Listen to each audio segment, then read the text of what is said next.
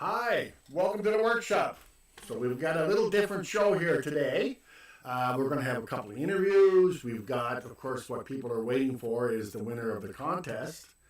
So in our interviews, we have what we'd like to head out as a new artist and an old artist. Now, the old artist, of course, will be live, and we're hoping that he's staying awake for the whole show. So this is one of the joys of being live. You never know what you're going to get here. Okay, so what people are waiting for, of course, is the winner. So I'm going to have the old artist pick out the winning number. Okay, and he's going to give me the corresponding. We have number 6. So what we're doing now is you've all sent in pictures and different things of what you would like to have done. And we have number 6. And the winner is Dorothy Jameson. Okay, so that's Dorothy Jameson. And she would like to have a setting with a twisted wire bezel. Now, you won't be able to see this, but she sent me in the picture. So what we're going to do is we're going to start the process. We're going to, I don't want to say kill 2 birds with 1 stone, but I'm going to show you over the next few minutes how we start this, and then you'll see the finished product in our next show. But Dorothy Jameson will be getting this prize, okay? So I'm going to just turn back over here, and we'll go back to the bench. Now, one of the things that we're going to do, of course, is we're going to do this in a bezel setting. So for many of you out there that have done jewelry, they know the bezel setting, and I'm using a 999 pure silver bezel. So what we're going to do is we're going to show you how this is done. Now, I say there's many different ways of doing this. One of the problems people experience, of course, is trying to get this to match up. So I'm a bit of a rough when it comes to the measurements. So what we're going to do, I'm going to show you, I'm going to bring this around this stone. I'm just bringing it around. Some of the people will advocate to put a string around it, although I don't know how you would get a string around it. Then there's the ones with the markers and trying to get the exact measurement. So in this step, I'm not trying to get the exact distance. I'm going to nibble this off, okay? So I know there's some chuckles out there. It's hard to nibble with a mustache, but we're doing it anyway, okay? So what I got here is I've got my length. Then we're going to take this and we're going to take off. There's a little tiny ridge there that comes from the cutters, okay? So all I'm doing is taking that off. We're going to do this. Okay, Dorothy, we're making this for you, okay? Now, we can check and make sure that you're there. We don't want to, but we have the spy in the eye, spy in the air. He's zooming in right now, seeing if you're watching me make your piece of jewelry. Okay, so I've got it lined up. I'm going to put this on here, which is a flux, okay?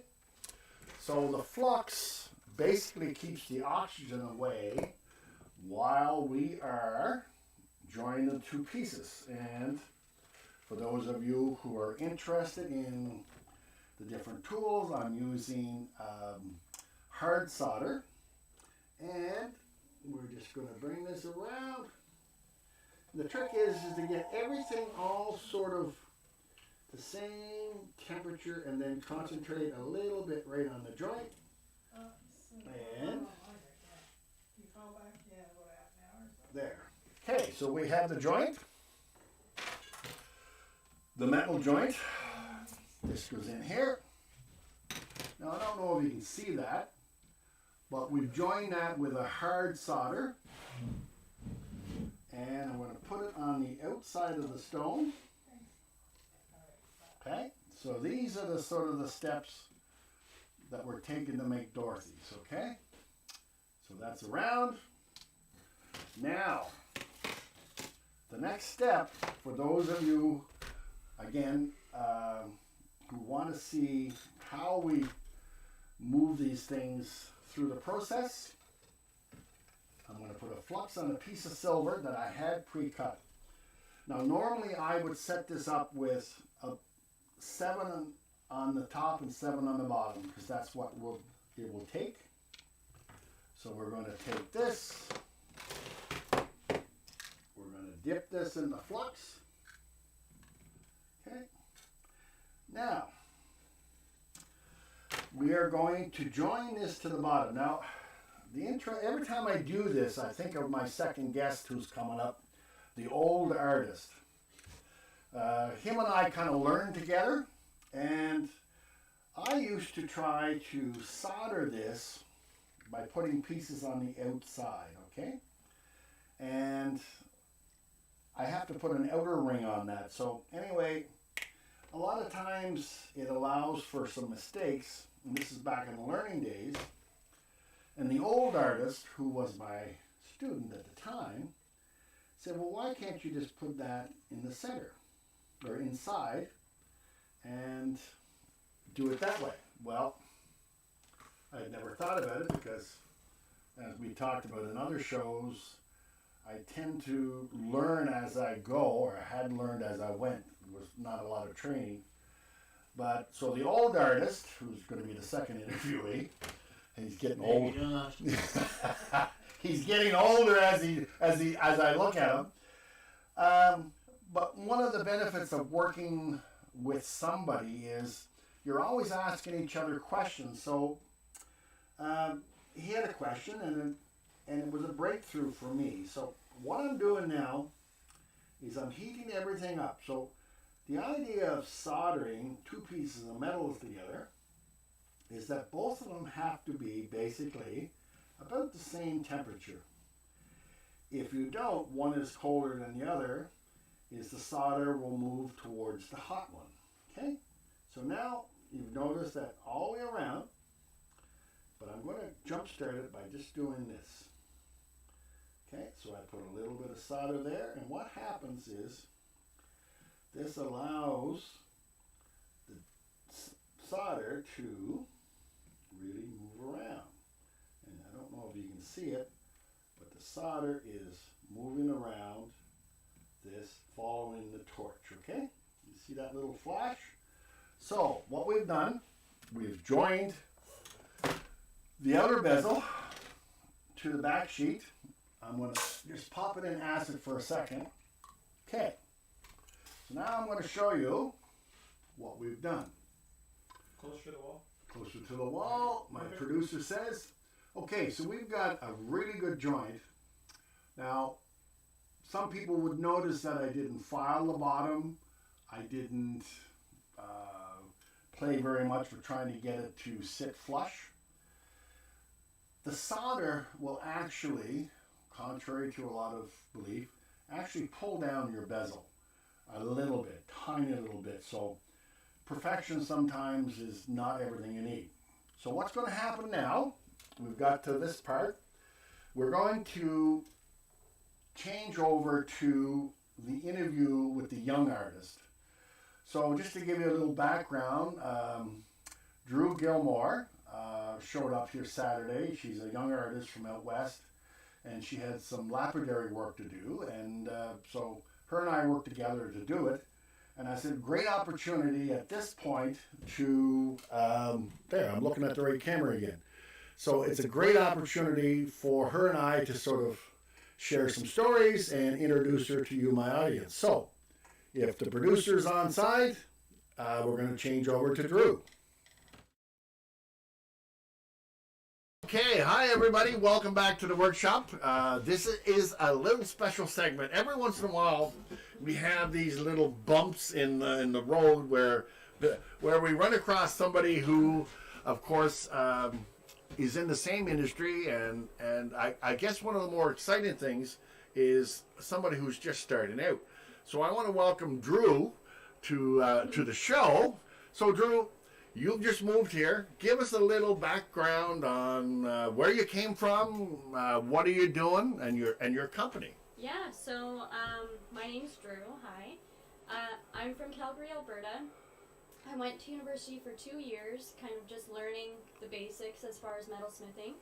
And then just with the pandemic and not being able to get in and really use the studio that I am spending the money to go to university for, it just didn't seem like worth it at the time. So then we ended up switching our lives, me and my boyfriend, and moving back to his hometown, Tignish, on the island, and I kind of took that as my opportunity to really start my own business and try and give it a real shot at my work and my passion and what I love. And yeah, so far it is like there's ups and downs, obviously, starting your own business and really trying to find the audience and be creative and be individual. And Yeah, I was watching I went on online. Of course, this is PEI, where once you get a name, you can follow everybody up. Who's your father and all that kind of stuff. But I looked at some of your work, and it's very interesting. We share sort of an interest in gems and stones. So yes. so you're down here. You're going to try some of our equipment on some gems. Yeah, so it was actually amazing because I'm putting together a new collection, and I got some stones in, and I was like, wow, I really, really want to use these, but they're just too big, and I don't have those skills. I don't know how to do it. I don't even know what I would need to be able to do that. It has always been an interest to work with stones for me. I'm like, it would be amazing if I could get to the point one day to be able to cut my own stones and go from there and then do the whole process on my own. And then I was Googling, and I was like, I wonder if there's anyone on the island that actually knows how to do this and could help me. And I actually first called a couple different places before you, and it was Oh darn! people that cut marble and granite and stuff like that for countertops, because I'm like, they must have something to cut that with. And then I came across yours, and I saw that you do, and I called you, and then here we are. Excellent. Yeah. So I had thought you had come from Ontario because they're our last big bunch, but you're from Calgary. Yeah. So what's your new line that you have coming out this spring? Mm-hmm. When would we start to see your first designs or pieces? Right now, I had designs done and ready, and I was going to start, but then I didn't end up getting the stones that I needed for this update, so I'm kind of just putting together new drawings and new designs. So I would say, what is it right now? End of March? Probably end of April, beginning of May. Hopefully, that's my goal. Excellent. Yeah. So one of the things we should schedule when you get your line done is we'll get you come back. Yeah. I know we jumped this on you pretty quick. You just showed up here and we said, okay, we're going to do an interview. Yeah. So it's really not fair, but we don't miss the chance to give us a little bump here. Yeah. So let's schedule to have a look at your line. Sure. We'll Yeah. get you to bring a few That'd be pieces amazing. down, and we'll get you introduced to the art world here on PEI. Yeah, I have met a couple different artists. There's a girl that does pottery that Excellent. I've come across on social media. She's on the island. And then there's a photographer, a couple different photographers, but I hadn't met anyone else, metalsmith or jeweler. So pretty exciting to find him. Excellent. And I make a pretty good loaf of bread too. Yeah. As you'll find out, we'll make some for your next visit. Oh, okay. Okay, so guys, check out Drew. Now, what's your website, Drew, before I forget? It's dgdesigns.store is my website, and then I'm on Instagram as Drew Gilmore Designs. Excellent. So we're going to post those two, because I know I always find it hard to pick it up when someone speaks it. Yeah. So we'll actually put them on there. So Drew, thanks very much, and all the best, and we'll keep in touch, and all the ways that's happened here on PEI. Yeah, sounds good. Thanks so much for having me. Thank you. And audio. Hi, welcome back. So, I hope you enjoyed that little segment. Now, Drew, we're going to bring her back, as we said in the interview, when she has her spring line.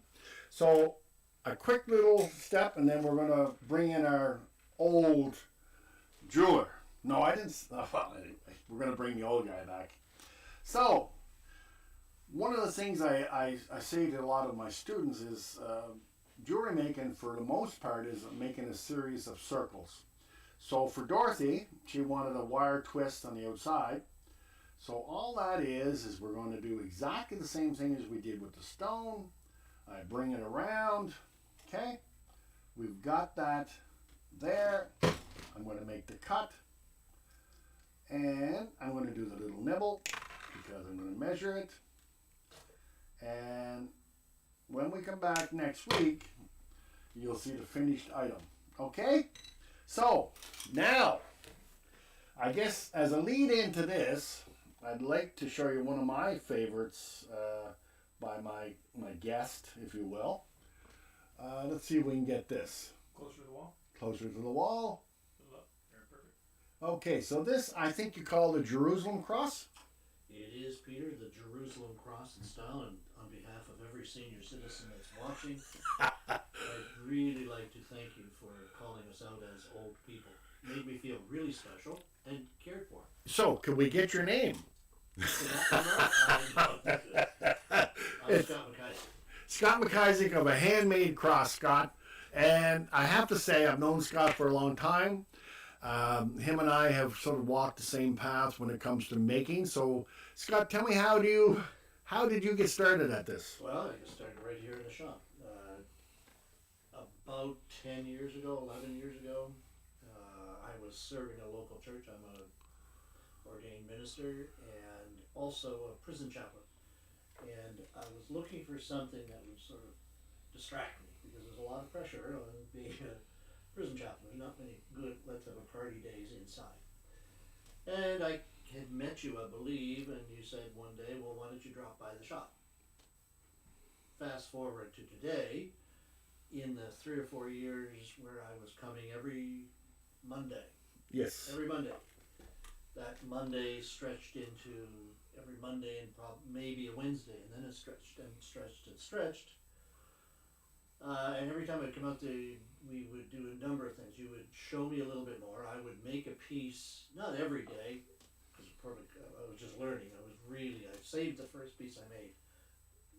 Amazing, but it is quite something to see now. Yeah.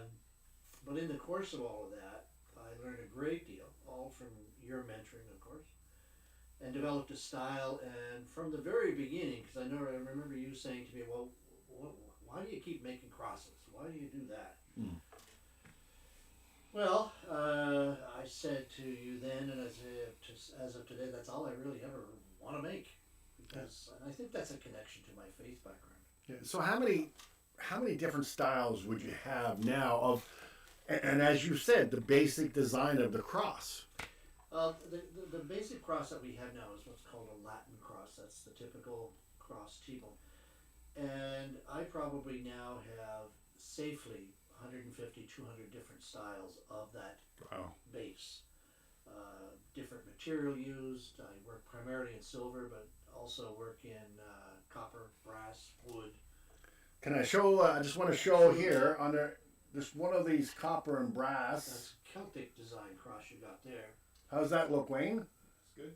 Okay. It contains both brass and copper. Yep. And I try in the making, I don't draw. I can't draw. So my drawing and design work takes place with these in mind, and these actually. Probably would be easier if I knew how to draw, but I'm, as you pointed out so succinctly, very old. Yeah, well, the handshakes. The handshakes. Yeah. The trembling. Yeah. Yeah. So how many, because I know you've moved far beyond here, so how many shops do you have? Two? I have a shop in Victoria by the Sea. Yeah. For those that know Victoria, it's in the same building as the post office and the Victoria Glass Studio. I've been there this will be my 4th year, and prior to that I was in North Rustico, and prior to that I was in Cavendish, but have really found a great home in Victoria. The people are nice, very friendly, the tourists, the visitors when we get tourists. Yeah. Excellent. My studio is located in Charlottetown. When I say my studio, it's where I make stuff. It's not a thing like you've got here. You've got your studio or building place and your retail, and they're connected. I don't do that. I do, though, do a lot of online sales and do commission work as well. Yeah. So PEI being what PEI is, there's no secrets on PEI. So tell us about your big contract you got out of the U.S. It wasn't out of the U.S. Let me correct you Okay, there. sorry. The organization has worldwide. Oh, okay. The organization is called Prison Fellowship, and it relates to, it's one of the biggest organizations dealing with chaplaincy within correctional facilities. Okay. Here, Russia even has some, China has some. It all started back in the Richard Nixon days, a guy by the name of Chuck Colson. And when he went to prison, as a part of the Watergate scandal, he founded this organization called Prison Fellowship. And it's Christian based. But you've created something special for them. Yeah, they asked me to, they wanted a particular cross that they could give out to volunteers, primarily. And they have hundreds and hundreds and hundreds of volunteers. So we struck upon a design that I call Against the Wall. And it's simply a basic cross, the old T cross, but the face of it is made up of individually cut tiny pieces of square silver, and it looks like a brick wall. And there's a number of symbolic things, and I was very successful in getting I won't go into the specifics of it, but it was a substantial request to provide many hundreds of these crosses. And we're hoping that spawns other interest into the United States, which is much bigger. But it was my first really big contract. And the challenges of filling that here on PEI, I had to go to one place to get some casting work done, I had to go to another place to get this done, and my job is to put it all together. But it can be done here. Yeah. I mean, And I think, you know, when because I've seen the cross, it is something that is truly handmade, and that's of course your name, a handmade cross. But a lot of times we forget the little extra touch that goes into something being made, and if I may be so bold, in a prison sometimes it is that little extra caring, or sharing of caring, if you will, and I think that cross, which is online, isn't it? Can other people buy it? Well, actually, no. Okay. I've taken that off and made it a specific cross. I'm making others that are somewhat similar. Right. I believe it is on my website right now. So if people wanted to look at it, you can go to www.handmadecross.com and look for the cross called Bricks, and you'll see it. Yeah. So I guess I'd like to close with maybe just saying, because I've talked to you a lot about your crosses, and I go and I say when they made the original crosses, they weren't very elaborate. They were very they had a purpose, if you will. And when I look at a lot of your crosses with the different designs, you can see that this is something that is not just sort of spit out. It has a lot of character. It has, in many, many cases that I've seen, you put so much thought into it. So, what's your plans for this year? Well, like everybody else in Canada, we're gearing up for a summer season as a retailer. We're hoping the tourists come back. By the look of it, it looks like we will get some here this summer. I'll be working on line stuff, and what I've also done, I guess in line with what you're taking, each cross indeed comes from somewhere in my head, probably my Christian faith background, and I believe everybody's deserving of their own cross, their own style, the shape, the twist, the turn, and I'll never run out of ideas, because people will say, well, how come you can make so many? Well, there's really no end to it. It's more a matter of me sticking to the discipline that you were able to provide in terms of the craft end of it. Now it's moved into the art end of it. I've also started to write prayer poems around each one of the crosses, so every cross will have a prayer Excellent. attached to it. Okay, so I think we're going to end on that note. Now I want to thank the old artist, Thank you for that. the young artist Drew Gilmar. You know that in study of scripture, there's a particular phrase that sends old silversmiths such as yourself to hell by making fun of really old. Now, this is we always said that we were going to have a show with just Scott and I kind of talking back and forth. We won't do it this time. But, so Scott, thank you so much for coming in. My pleasure. Good luck with your show, by the way. Yeah, well, you've had a lot to do with it, so just by being here today. And I want to thank Drew, and I want to thank, congratulate Dorothy. So again, stay tuned. Next week, we'll try to come up with something, as interesting or more interesting. Any questions out there before I forget, Wayne? There's no questions right now. Okay, so if you had a question, you can still send it in, and we'll have a look at it next week. So again, thank you, congratulations, and we will talk to you next week.